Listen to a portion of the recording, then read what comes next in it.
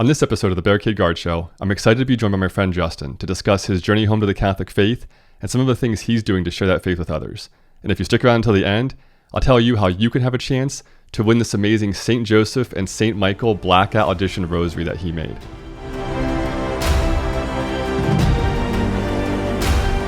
Justin and I met briefly at our diocesan Christ the King youth celebration, where he and his wife Mercedes were selling Catholic apparel and their own handcrafted rosaries as part of their small Catholic online business called Enduring Grace Creations.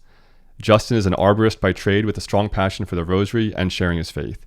He and Mercedes have 2 kids, and together they host the Growing Catholics podcast.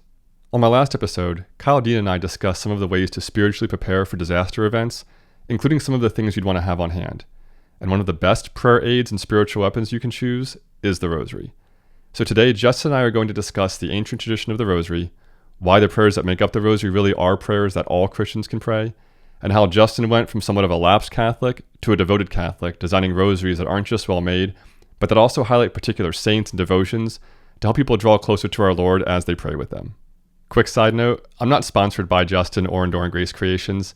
He did provide a few rosaries that I'll be using for giveaways, but the reason that I invited Justin on and wanted to do a giveaway was because I purchased one of his rosaries myself and couldn't get over how cool it was. So Justin, would you like to start by sharing a bit about your journey, where you've been throughout your life from a faith perspective, and what's led you to where you are now? So I was born and raised Catholic. I did the whole Catholic thing growing up. In my late teens, I went on a lot of retreats. I was really drawn to the retreats by my friend Mark Hauk, who did like the Into the Wild retreats. So I did those a lot, and then probably, I guess it was maybe my early 20s, it started slipping a little bit. I don't think it was.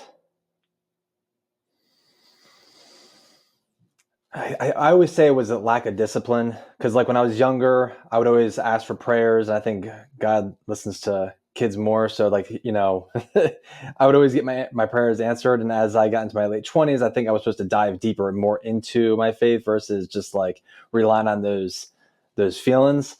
And probably my mid 20s is when I started to kind of slide away, and I got really big into motorcycle clubs. I mean, I started riding a motorcycle, and that was like my new thing. Like I wanted to ride a motorcycle all the time, and eventually I started getting into clubs. It started out smaller clubs and like those, like the more innocent clubs, and then as it became on, growing into it more. One thing with motorcycle clubs is you'll find that they love riding, girls, and drinking. And when you mix those 3, I mean, it becomes attractive. You want more and more. And then eventually I ended up getting into the 1% world. So that was more like if you're familiar, with like the term 1%? Not in relation to the motorcycle clubs or anything like that. Okay. So basically the American Motorcycle Association came out and said 99% of the bikers are law abiding, 1% is not. And of course, those guys ran with that idea like, oh, we're the 1%ers. So I moved into, yeah, exactly. They just ran with it. I mean, now it's on their vests and all. So that's when I got into that one, and I got pretty high up. I would say it was in, every club's going to say theirs was the best, but it was definitely in the top 2 of motorcycle clubs in the world.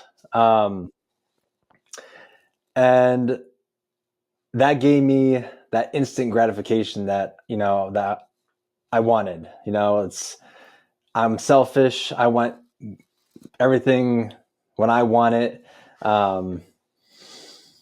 And that point, to me, there really wasn't a God at that point. Like I was just, kind of creating my own happiness at that time. Well, I was just going to ask, was there a point on that spectrum where you would say you kind of formally said to yourself, I don't believe in God anymore, that I kind of reject my Catholic faith? Or was it kind of like a slow drift into just kind of not really caring about it anymore, but maybe it's still there, maybe I'll get back to it someday, or did you kind of formally reject it at some point during that process? I think I told myself, oh, maybe one day I'll get back to it, and it was just like a gradual shift. It's almost like even if the compass is off by a little bit over time, it's going to be really far away at some point. Um, and for just how many years, it was just he didn't really exist, and um, yeah, and so I just spent my time trying to find happiness my own way. And I mean, I was getting into trying to find new things, new hobbies, new ventures, just to, because that only lasts for so long, and then you have to jump on something else and be like, all right, this is fun. And then that fades away, and then you have to find something else. And it probably wasn't until about 3 years ago when, well, my girlfriend, my wife now, we talked and we decided that we wanted our kids to be baptized. And then she also wanted to be baptized as well. So, the joke is she says that I brought her into the faith, but I joke and I say that she brought me back into the faith. But watching her go through RCIA and like her like learning this stuff, like it was very attractive. Like I was like, man, I kind of want that. Like I didn't really, even though I didn't really think, too much of God or even, really fully believe in God, I'm like, there's something to this. And then I was laying in bed and then I picked up a book that was right next to me, and it was the Catholic Man book. And I just skimmed through it and I came across 15 promises of Mary for praying the rosary. And I just started going through some of them. And I was like, why not? Let's try this out. Let's see what happens here.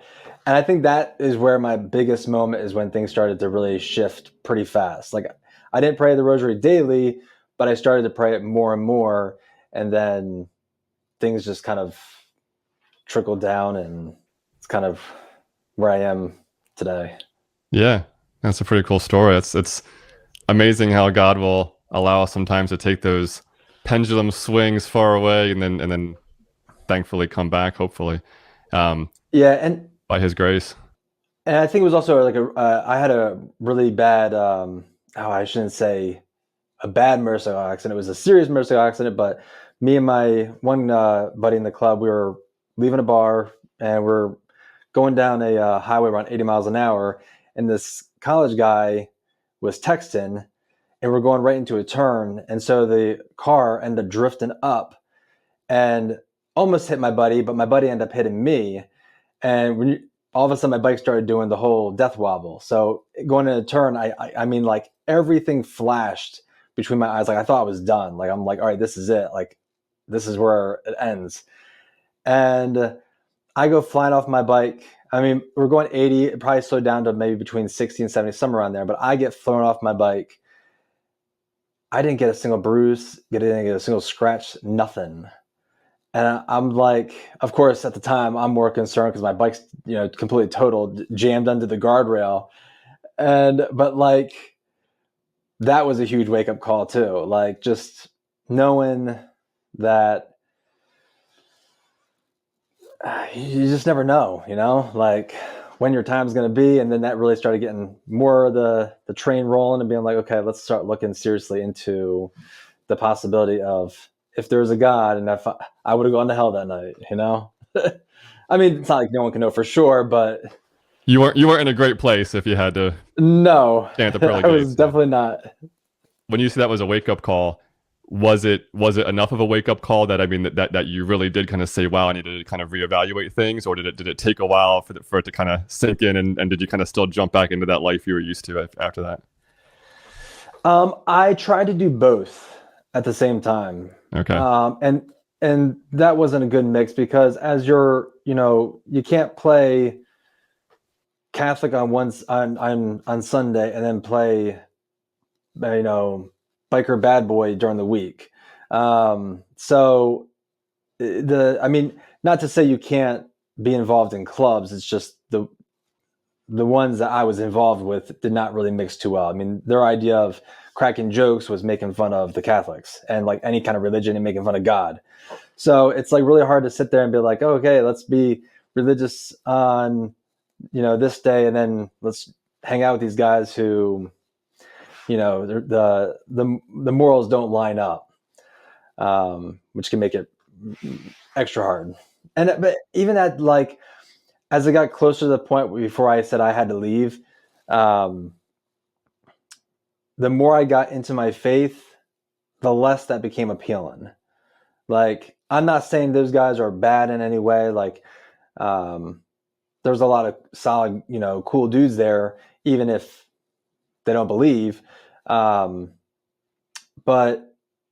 it's just, some of them can make the racist jokes or this kind of the crude jokes. And what I thought was funny at the time, I'm like, it's becoming less appealing to me. Like, so it's becoming a crowd that I don't want to be associated with. And the path to God and following Jesus was more of what I was longing for all along. I just didn't know it at the time until it started actually coming into play. So as your wife's going through the RCIA process and you're kind of finding this more and more appealing and more attractive, different people, I think during a conversion or a reversion process, there's different experiences they might have that might kind of, it might just be a slow, gradual thing for some people. Some people might have an intellectual moment where maybe they kind of come across something they're reading or some kind of truth that really kind of clicks for them, and really motivates them in a powerful way, or it might be more of an experiential thing. Maybe they have a moment in prayer or some kind of, they're moved emotionally or something to be drawn closer to our Lord. Was there one of those things for you? Was it a definitive moment? Was it more of just the journey through the process with your wife, or was there something that kind of clicked either intellectually or experientially for you that kind of made you go, oh, this really is real and I really should give this more attention? I would say it was more of a gradual moment. I don't know if I really had. I mean, I definitely, as I got more into it, my interest grew, and like I became really interested in like the church history, and like my wife was teaching me stuff that and she would be like, oh, well, you're more Catholic than me. I'm like, actually, right now it feels like you're teaching me this stuff. Like I knew this stuff growing up, but I never actually really paid attention enough to actually want to know the reason behind it. So like I didn't try diving into what's the history of this, or what are the ecumenical councils. And then I found myself interested in learning that and understanding why certain things were this way or why this way. And so it was a definite, I would say, a gradual period, but as it got rolling, it just started picking up faster and faster. And then eventually I just wanted to keep learning more and more. And I don't know if there was a specific moment aside from, I think it really stemmed from picking up, because that's such a, like, I mean, it's just like yesterday, I picked up that book about the Rosary, and I felt like that had a huge part in, rolling a train in this direction. Yeah, well, that's a good segue then from the bikes to the beads. So eventually, at some point here, I like that. there you go. So you and your wife eventually end up starting Enduring Grace Creation. So how did kind of that idea come about? And then I guess along with that, thinking of the rosaries that you make, because you offer a lot of really unique rosaries that have particular themes or with certain saints. So where do you kind of get your motivation or your inspiration to kind of come up with some of those unique different designs? With that, it started with getting my wife a Cricut for Christmas, and it originally started out with her doing like decals on the Etsy shop, and then she started making some. I think she started out with some religious ones, and it was nothing small. She had like 3 or 4 different decals out on there, and then I'm like, oh, maybe you should try this. And then she's like, oh yeah, let's do that. And so she would make a decal, and I love design stuff. So like one of the cool things that I think how this like really came into play nicely is I love designing like shirts or logos or things like that. and I was the guy who would do that for the merch in my club. So like I would design all like the whole like the member gear, and I was like, man, well, I'm not gonna be able to make any more shirts. Like, who am I gonna make it for? And then we started talking about designing shirts and designing stickers, and I'm like, wow, this is like, I may be missing it from this part of my life, but I can do it in this. And so we went from decals to shirts and then stickers. And then eventually I was like, I want a new rosary. And I'm like, oh, I could probably make that. So I just started learning how to make them. And, some of my first ones were kind of rough, but eventually, after you make how many of them, they become good. Yeah, yeah. And is it when you as you're making them now, thinking of those different themes or designs, is it normally, in prayer that you get the idea for, a new theme, or is it just saints that you're particularly drawn to that you decide to make one, themed after that saint, or what's been some of those inspirations for you to come up with some of those different designs? Like the first one I really was drawn to was the Fulton Sheen Rosary. I was like, I really want a Fulton Sheen Rosary. Like that's like my dude. Like I love listening to him talk, and he's way smarter than me. So like, let's make a Fulton Sheen Rosary. And then I was like, oh, I guess I can start catering to a variety of different saints. And I guess it was when I would think of us, like when a saint would come to me, and if I saw like a certain paracord or a certain bead, I'm like, that just reminds me of them. I'll make it. Some of them have a little bit more meaning than others, like the blackout rosary. Um, that one came to me because I already had the Saint Michael rosary, and then I had the Saint Joseph rosary, and then it was kind of like a little bit of a rough period where maybe down in the faith department. It's not like I was losing my faith, but I was like struggling, spiritual warfare and all that kind of that fun stuff. And it kind of just felt like a dark or a black period. And I'm like, man, I need some like heavy hitters right now. So I mean, I remember grabbing both my Saint Michael and my Saint Joseph rosary. I'm like, this would be so cool if I had both of them. So that's where it came to be the Saint Michael, Saint Joseph Blackout Edition.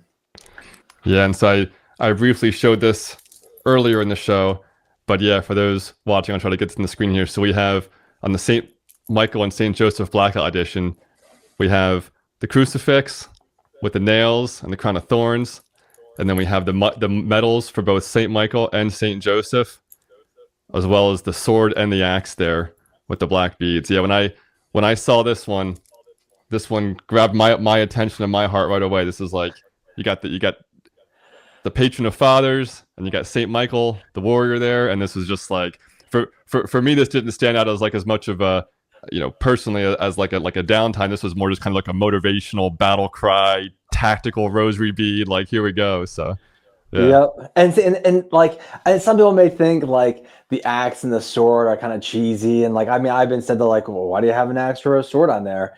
I mean, for me, I just think guys like naturally always have that primitive nature, like when you hear spiritual warfare, you're like, oh, let me grab my sword or let me grab my weapon of some sort. And so like you naturally want to just go charging. And so like, I think it's a reminder of like, hey, this actually is not just a rope and beads. Like it's an actual weapon that you can use in spiritual warfare. yeah, and you do hear the rosary referred to as a weapon a lot. Yeah. Some people might be taken aback with that a little bit if they're having aversion to thinking of weapons and use of force. But why do we refer to the rosary as a weapon, and why is it so powerful for spiritual warfare? Well, I mean, I guess it depends on if you have a heavy enough rosary. It's not an actual weapon to use on people, but I mean, but like, I mean, when you're saying like the Hail Mary, I mean, that's like the last thing the devil wants to hear. I mean, if you think at that moment when Mary said yes, that's like the ultimate mic drop, like it's, like the devil never stood a chance against God. And by bringing his son into the world to save us from the devil, I mean, by using a 14-year-old girl, I mean, that's just humiliating. So every time you hear those words of Hail Mary, full of grace, it's definitely a blow to the devil. And also to mention, like you're meditating on the life of Christ, which is something that he does not want you to do.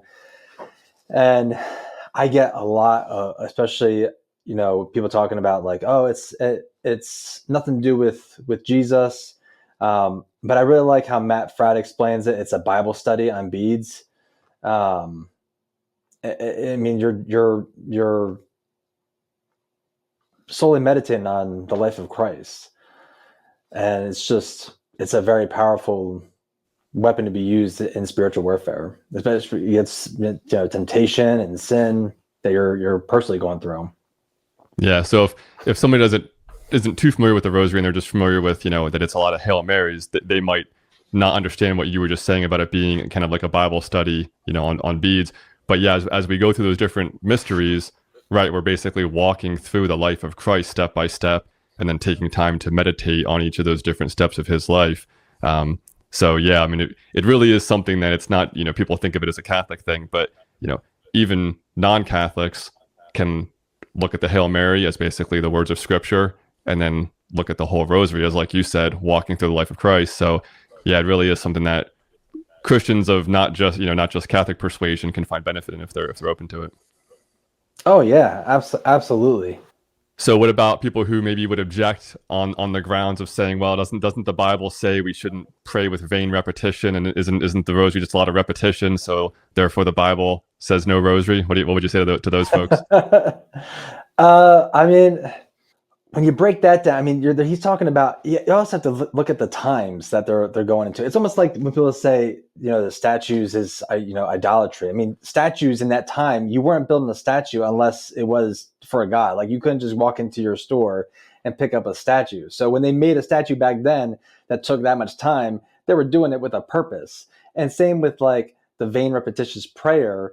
That's what like the pagans did, saying, okay, if I say this so many times, he will hear me and answer my prayer. So I just got to say it 1, 2, 3, 4, 5. Okay, I'll say it 5 times and you'll hear me. But even Jesus in the garden said the same prayer 3 times. And if he didn't want us to repeat any prayers, he wouldn't have taught us the Lord's Prayer. Or it's like, okay, no, say this prayer 1 time only. Do not repeat this. But it's like, it would be if you turn the Rosary into, and I think anybody would agree to this, say, pray the Rosary, but God won't hear you unless you say the Rosary 4 times in a row. Then it can become, because then it's pointless. So then you're saying, okay, I have to say it this many times. And my rosaries, sometimes some of them are not perfect. Like I try to do the best I can with the whole, meditating on the life of Christ and praying. But they're far from perfect, and I'm not, if I come short on it, it doesn't matter. Like I know, God hears me at the first Hail Mary, so it's. Yeah, so it's interesting when you mentioned about the vain repetition, and about how if someone is thinking that they need to do it a certain number of times, obviously, right, that's not how it should be done. So you're kind of missing the point of it if you're doing it that way. So yeah, I think it is important to remember that this is it's a devotional practice, right? And if somebody was also attaching like a superstition, even to just praying it one time, if they thought praying the Rosary by itself was going to somehow, just saying the words of the prayers, if they're just repeating the words in an empty way just to kind of get through it, and they think that's going to somehow force God to grant them some kind of favor or whatever, just because I completed the recitation of words, that's obviously missing the point of the Rosary, that this is a devotional practice meant to draw us closer to our Lord, not just to garner us good favor because we recited words a certain number of times or something like that. Yep, exactly. Now, I mean, I'm one, when I start the Rosary, I'm the one that like I gotta finish it. Like I like starting and finishing it. So like I'm not in that by any means being like, all right, well, he's only gonna hear my prayers if I hear it. I just, when I start, I like to finish it. Some people like to break it up in like the decades. Me, I'm like, if I can get the first, like the joyful done, and then I'll do the luminous and sorrowful, but Yeah, speaking of having to break it up and it not being perfect sometimes, that was another thing I wanted to bring up tonight. So we're both fathers. We both lead our families in the Rosary, right? So praying a Rosary with small kids or young kids isn't always the easiest thing. So what are some tips or tricks you've kind of learned along the way or that work for your family when saying, okay, how can we make this as, reverent as focused as it can be, but also trying to still work through bumps in the roads when kids don't just, sit there quietly and reverently for the whole time straight. So, I mean, I really like how it's a shared devotion, how you can, you pray with it as a family. I mean, granted, you can do a lot of other things too with that. I would say at first I was trying to make it more structured, and because especially when you get on like that energy burst of like, oh, you're getting into this, you kind of have that high. And so of course I'm like, okay, it's gotta be this way, like, all right, everyone be quiet. Let's, I'll say this, you say this, there's a structure to it. And I was trying to make it here, but my kids were around here. And of course I'm expecting them to want to be up here with me. Like, this is exciting. Like we should, you'd want to do this. But then when I was that age, I wasn't as I am right now. So like, I kind of have to bring it down a little bit to meet him halfway. And it's still a show for us. My youngest, who's 4, doesn't want to sit still, wants to sing throughout the rosary. And I'm honestly becoming okay with it. I'm trying to make it so it's more relaxed. And I felt a little bit better about it when I was actually listening to some other people talk about it on Pints. And they're like, oh yeah, like we try to keep the rosary really chill. Like they don't care if they get up for glasses of water. And I'm like, I kind of like that where it's like not like super forced on anybody. It's a relaxed environment where, we all pray. Now our oldest has her prayer time. I have my prayer time. My wife has her prayer time. So we all have designated prayer time for our quiet prayer time. But then it's nice to have, I mean, just like going on vacation, it's never going to be perfect. It's going to have its ups and downs. And I think I was driving myself crazy by trying to make this like it was my own personal prayer time. And when I became a little bit more relaxed with it, it became a lot more enjoyable, I think, for everybody. And as they get older, I mean, of course, then I know that they'll, because my oldest, who's 13, she is, she's better with it, obviously. I mean, like last night, my youngest was like looking at her, and of course my oldest got annoyed by it, and she's like, all right, she keeps staring at me. And when of course you tell a 4-year-old you're being annoyed, she's gonna lock on. And so she starts sitting there going, and if, like, and I'm trying to still keep a straight face and still keep going with the prayers, but it's it's a show. I think less structure for me is a little bit better, and it makes it more enjoyable. Yeah, we have the same challenges in our house. We have kids that are older than younger than that, and so we have the whole range. And if there's a blanket on the floor or anything that they can fight over, they'll find some way to argue about Oh it even during yeah. the rosary. And so thinking of the rosary beads themselves, we've had challenges with those over the years because periodically we'll bring them out and we'll say, okay, here we go, and everyone grabs the rosary beads, and then especially at the younger ages, we've had challenges with them not using them as prayer aids, but either using them as just toys or or more like the physical weapons we were talking about earlier with each other. So have you had any challenges with those, or are your kids mature enough that they can handle holding rosary beads while they pray? My oldest definitely. The youngest, not so much. I mean, she sometimes can throw you for a loop. I think she likes to throw us off that I know she's smarter than she actually is. She likes to play it off a little bit. But I mean, when we make rosaries, she wants to make a rosary, and this is where I say she's catches on real fast. She'll put on 10 beads, and then like let's say she's using red, she'll put 10 red beads on, but then she'll put a black bead and then a red bead and then a black bead. So she's using the black beads as the knots to space out the 10. I'm like, who told you how to do that? And she's like, just sit there. So she knows. But we'll make her own like rosary. I mean, may not be able to identify as a rosary if you look at it, but to her. It's her thing she likes to grab and sometimes swing around, and but sometimes she can be more gentle when she's tired out and she's sitting down. She'll like to just hold them, not necessarily use them, but she'll hold them.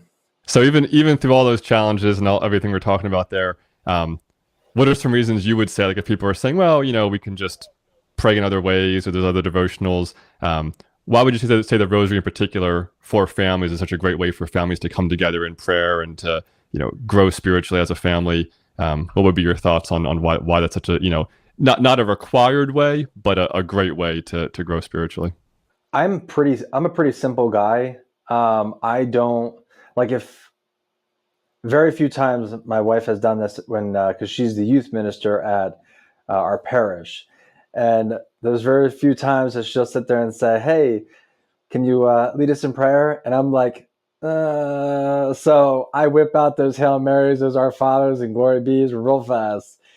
And so like I guess what I like is sometimes where you don't necessarily have to just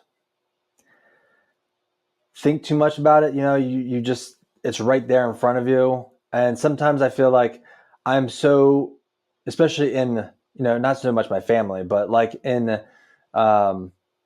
larger groups, maybe you get so nervous about what to say that you're focused on what you're going to say and not so much who you're praying to. So the rosary just allows you to just kind of relax and just going through everything and not have to worry about, okay, what am I going to say next? Everything is right there in front of you. It's just like it's handed to you. It's almost like if someone were to say, all right, I need you to quote this scripture and this scripture by heart, and you're like, I don't know it. But then if they give you the Bible in the hand, you're like, okay, this is makes it so much easier. So I like that. It's just like it's less thinking, more focusing on Christ and not so much what I'm going to say. And plus, at least for me, when I am left to sit there and try, and I do talk in my prayer time. I do have my moments where I talk to God, and I get whatever I'm thinking off my chest. But sometimes if I'm going too long, it starts becoming about me. Like, man, I really wish you could help me in this or help me in this. And the rosary just allows me to just more so focus on him and less of me, if that makes any sense. Absolutely. Yeah, very good. So you might have some of your different varieties of rosary beads that you grab on for different special occasions, but out of all the ones that you've created, what's your go-to set more often than not when you're just feeling good and you're going for your tried and true reliable set? Which ones do you reach for more often than others?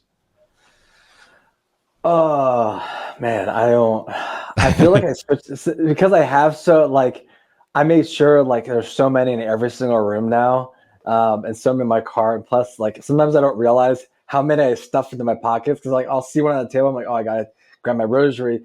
And then like I think we went to, where did we go? Was it Dorney Park on Sunday? Was it Sunday or Saturday? I went out to my nephew's birthday party and I come back and I'm unloading all my pockets. And I had like 5 or 6 rosaries in my pockets from my flannel and such.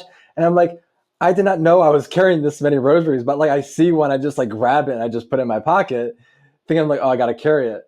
I definitely we just made this one not too long ago, which was, I call this the spiritual warfare one. So it has the miraculous medal, the St. Michael, the guardian angel, but also the St. Benedict crucifix. And I kind of make it like, green, like kind of army.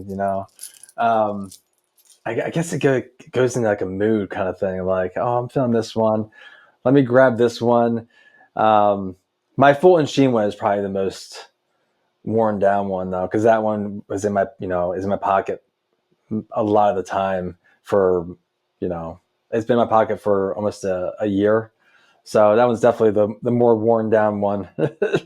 If you can tease anything on this video here, do you have any ideas stewing around of like what the next big theme coming out might be down the road?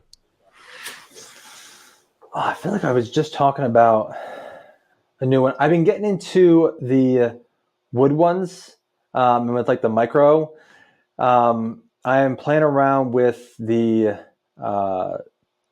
chain. I guess I like the more delicate ones, like the chain link ones.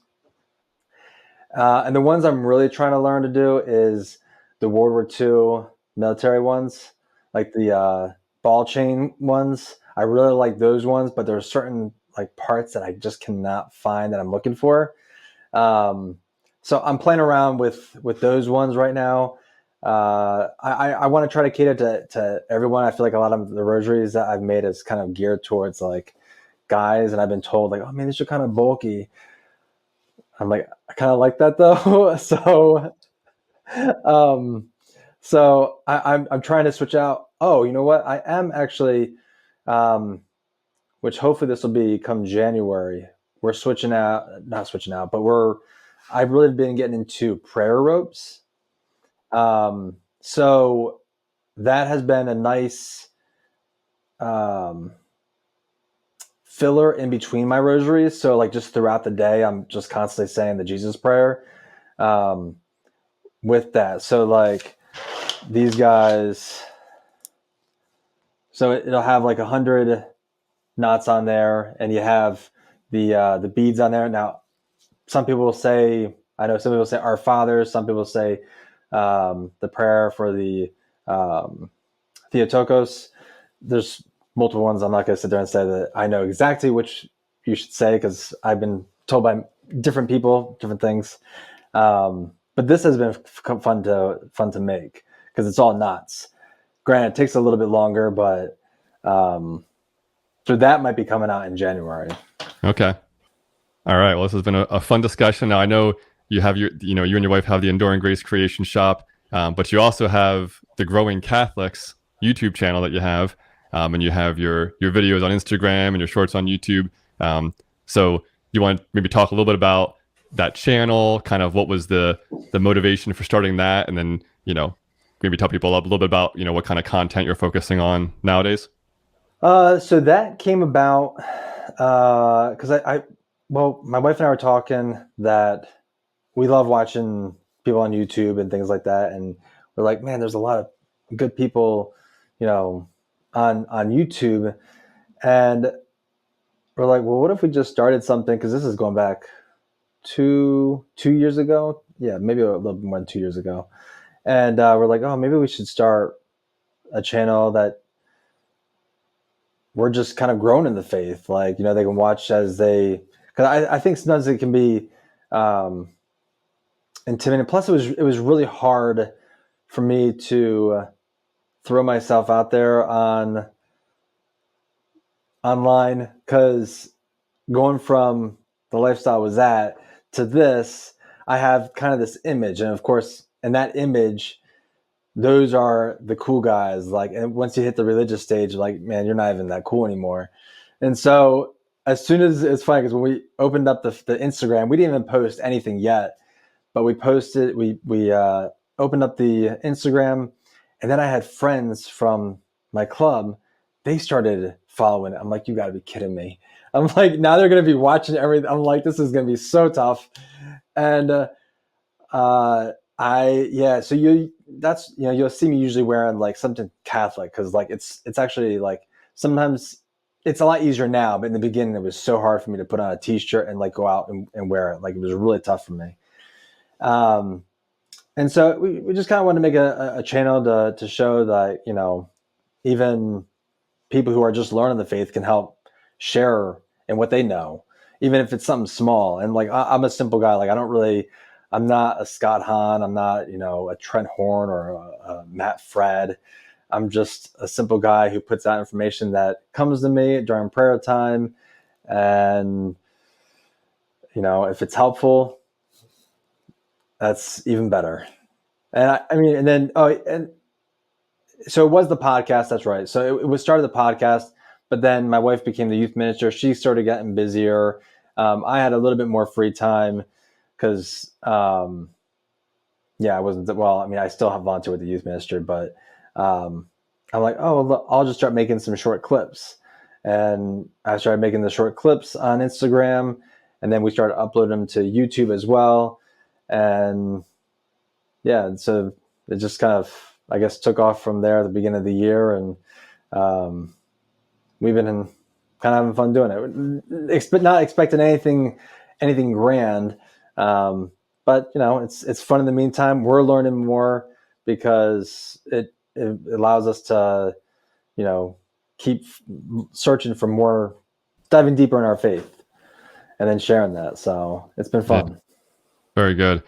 Well, it's interesting you mentioned about some of your old biker buddies seeing following you online or whatever there. Have you had any conversations either from them seeing a video or seeing you out with one of your t-shirts on or whatever? Have any of them, actually asked any serious questions or showed any kind of openness or willingness to kind of engage, these ideas in a real way, or are they all just kind of writing you off and, you've gone religious and leave me alone kind of thing?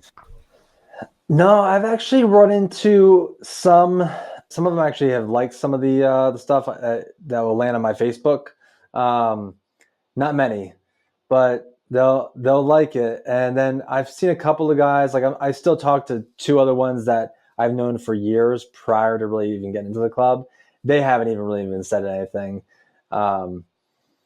So, I mean, yeah, I mean, it's been pretty mild with that. Like it's not like if I ran into them, they'd be like, dude, don't talk to me. I mean, they'd probably maybe make fun of me behind my back, but yeah, I mean, if they had any questions regarding that stuff, I have no problem talking about it. But